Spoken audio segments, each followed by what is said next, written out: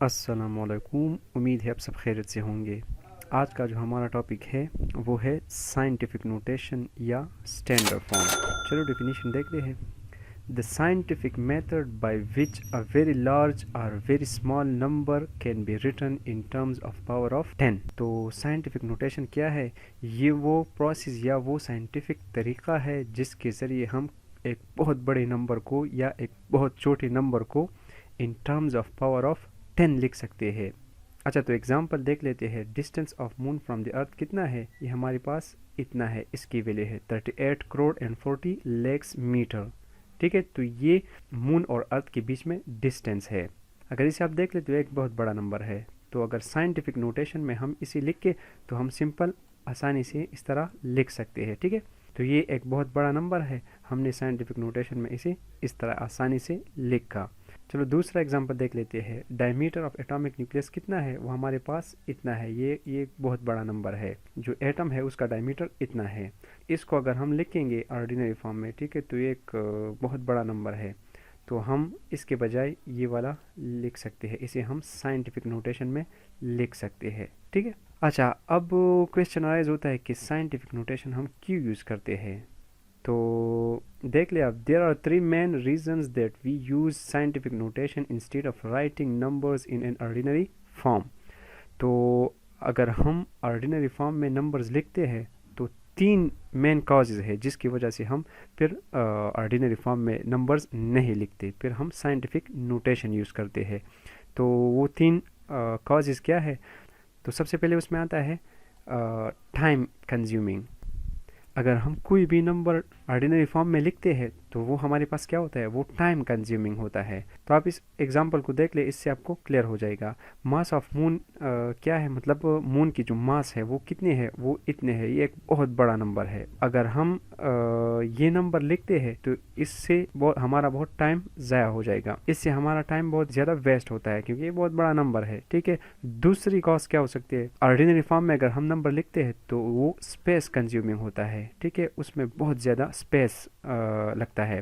मतलब यहाँ से आप ले लें और यहाँ तक ये कंप्लीट क्या है, ये इतना स्पेस इसने कवर किया है। तो दूसरी जो वजह है कि हम साइंटिफिक नोटेशन यूज़ करते हैं वो क्या है? वो स्पेस कंज्यूमिंग है, क्योंकि ऑर्डिनरी फॉर्म में जब हम नंबर लिखते हैं तो वो बहुत ज़्यादा स्पेस कवर करता है। तीसरी वजह क्या है? It increases the chances of error. अगर ये नंबर हम लिखते हैं, ठीक है, ये कोई भी बहुत बड़ा नंबर हो या बहुत छोटा, तो अगर हम इसे लिखते हैं तो इसमें चांसेस की एरर बहुत ज़्यादा होते हैं। हो सकता है कि मैं इसमें एक ज़ीरो कम या ज़्यादा लिखूं, ठीक है, तो इसमें चांसेस की एरर ज़्यादा होती है जब हम नंबर्स ऑर्डिनरी फॉर्म में लिखते हैं।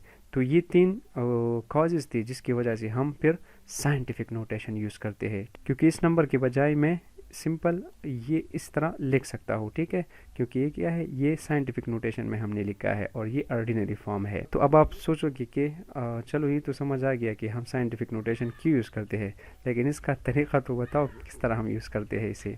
तो चलिए उसे थोड़ा समझ लेते हैं कि हम किस तरह इसे लिखते हैं। तो यहाँ पर है steps for converting numbers into standard form. Standard form भी इसे कहते हैं और साइंटिफिक नोटेशन भी इसे कहते हैं। ठीक है, तो तरीका क्या है, मेथड क्या है, हम किस तरह साइंटिफिक नोटेशन में एक नंबर को लिख के। तो 3 स्टेप्स है। ठीक है, तो सबसे पहले जो स्टेप है वो है move the decimal point and place it after first non zero digit from left side. आप ये दोनों एग्जांपल ध्यान में रखें। ठीक है, तो इसको यूज करते हुए हम ये तरीका सीखेंगे। Move the decimal point and place it after first non zero digit from left side.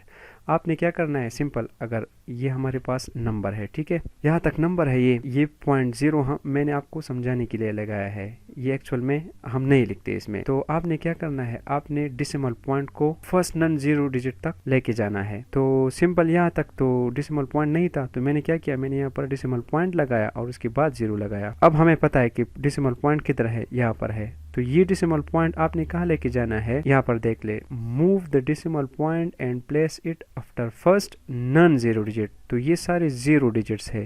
अब अगर देख ले, ये सारे क्या है? ये 0 डिजिट्स है। नॉन जीरो डिजिट यहाँ पर सिर्फ 3 है। तो आपने क्या करना है? आपने इस डेसिमल पॉइंट को यहाँ से उठा के लेके आना है after first non zero digit.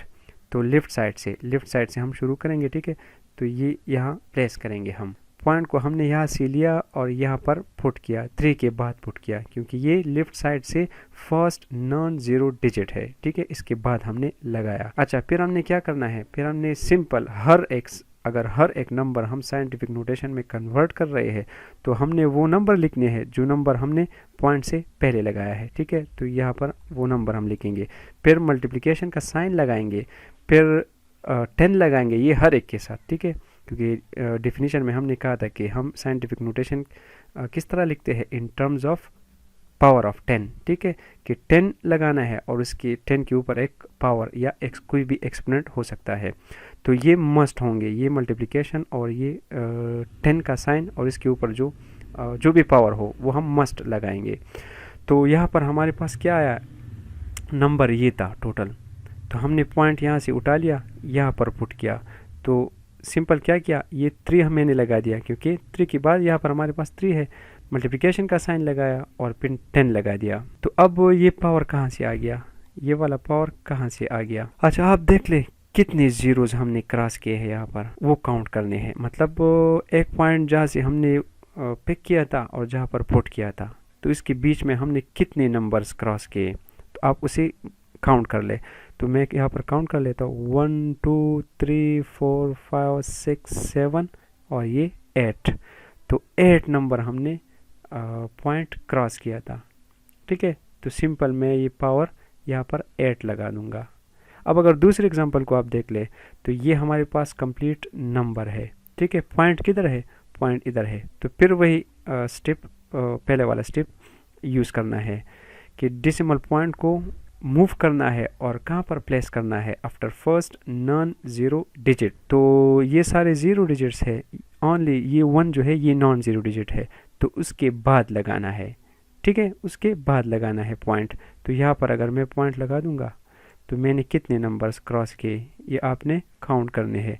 तो यहाँ पर हम काउंट कर लेते हैं, 1 2 3 4 5 6 7 8 9 10 11 12 13 और ये 14। तो मैं सिंपल क्या लिखूंगा, जिस तरह मैंने आपसे कहा था कि पॉइंट जिस नंबर नॉन ज़ीरो डिजिट के बाद हमने लगाया है वो नंबर लगाएंगे। यहाँ पर 1 है और पिछले एग्जांपल में वो 3 था, तो 1 लगाएंगे, फिर मल्टीप्लिकेशन का साइन, फिर 10 और फिर कितने नंबर्स हमने पॉइंट को मूव किया है, उसके बीच में कितने नंबर्स आ गए हैं, तो वो नंबर्स काउंट कर ले और यहाँ पर ऊपर लगा दे वो, ठीक है। तो 14 नंबर हमने क्रॉस किए थे बीच में, तो वो 14 हमने लगा दिया यहाँ पर। अब क्वेश्चन ये राइज होता है कि ये माइनस कब होगा और ये प्लस कब होगा, ठीक है, क्योंकि एक यहाँ पर हमने माइनस साइन नहीं लगाया था, ये प्लस साइन है इस एग्जांपल में और यहाँ पर माइनस है। तो ये किस वजह से है, तो बाकी के 2 स्टेप जो है वो इससे रिलेटेड है, वो मैं पढ़ के सुनाता हूँ। If the decimal point is move toward left then the power of 10 will be positive. अगर ये डेसिमल पॉइंट आप लेफ्ट की तरफ मूव कर रहे हैं, ये लेफ्ट साइड है ना, ये वाला आप अगर मैं एरो कर दूं तो ये राइट साइड से लेफ्ट साइड पे जा रहा है। तो आपने क्या करना है, आपने यहाँ पर जो भी नंबर आएगा वो क्या होगा, वो पॉजिटिव होगा, ठीक है, वो नंबर हमेशा पॉजिटिव होगा। अब तीसरे ऑप्शन को देखें, if the decimal point is move towards right then the power of 10 will be negative. तो अगर आपने डेसिमल पॉइंट राइट की तरफ मूव किया है, ठीक है, तो जो भी नंबर आपके पास एक्सपोनेंट में आएगा या पावर में आएगा उससे पहले आप क्या लगाओगे, नेगेटिव साइन लगाओगे। तो अब आप खुद इस पे प्रैक्टिस करें, डिफरेंट नंबर्स लिख के, बहुत बड़े नंबर्स लिख के, बहुत छोटे नंबर्स लिख के, और उसको कन्वर्ट करें साइंटिफिक नोटेशन में, ठीक है। तो जितना आप प्रैक्टिस करेंगे उतना ही आप इम्प्रूव करेंगे। तो आज के लिए इतना ही, तब तक के लिए इजाज़त दीजिए, शुक्रिया, अल्लाह हाफिज़।